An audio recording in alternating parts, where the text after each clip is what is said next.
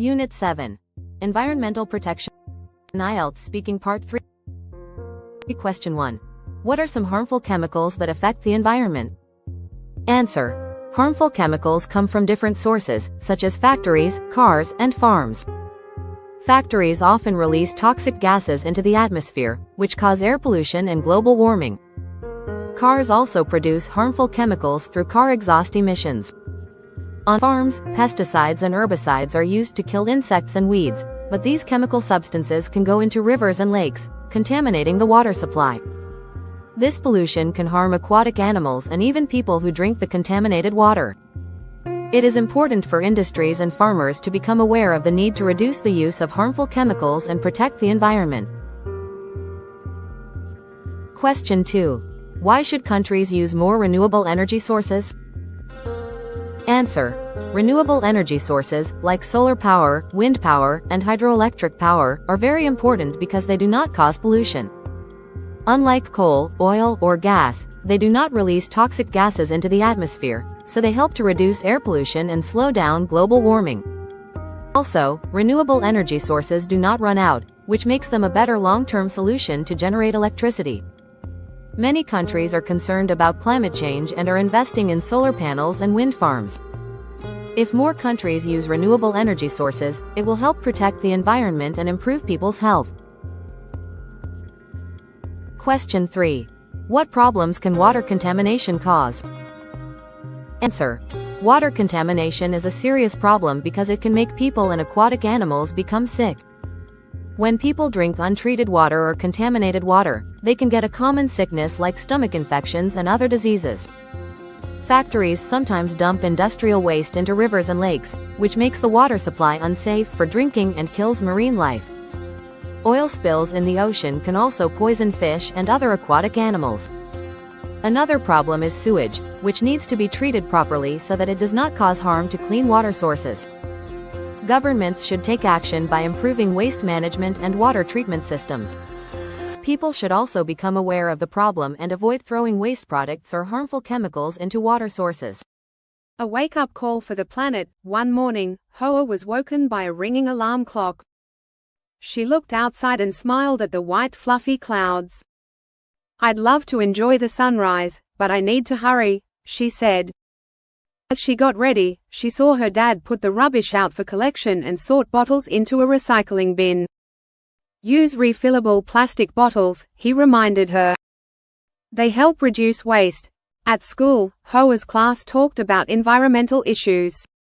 They learned how polluted air, car exhaust, and the widespread use of pesticides and herbicides harm nature. Air pollution is made worse by an air pollutant called carbon monoxide, the teacher explained. The class also studied renewable energy sources like wind and solar power that generate electricity without pollution. They compared it to factories that release toxic gases into the atmosphere or dump industrial waste near residential buildings in the outskirts of cities. They watched a video showing how oil spills, contaminated water, and untreated water can lead to water contamination, the death of fish, and damage to aquatic animals. "Many animals die of diseases caused by harmful chemicals," said the teacher sadly. One slide showed animals on the verge of extinction, forests lost because of deforestation, and how global warming and the heat wave affect everything. Hoa felt sad. She had once done a survey about plastic use and now wanted to take action. "We need to become aware of these problems," she told her classmates, "and help those in need." Their school gave a charitable gift to poor families and offered medical assistance, medical support, and medical help to people who couldn't go to hospitals. They also helped children receive medical treatment for a disease. Later, Hoa helped her mum drive somebody to the clinic to get a flu shot. She noticed a long line because of a frequent outbreak of disease from untreated water in the area. A day of trouble that afternoon, while Hoa was walking home, a flooded road blocked the way. A blackout caused by a nearby forest blaze made all the electric lights go out. People were scared. The news said it started due to global warming and dry trees catching fire. Industrial disputes and poor safety also resulted in slow emergency response.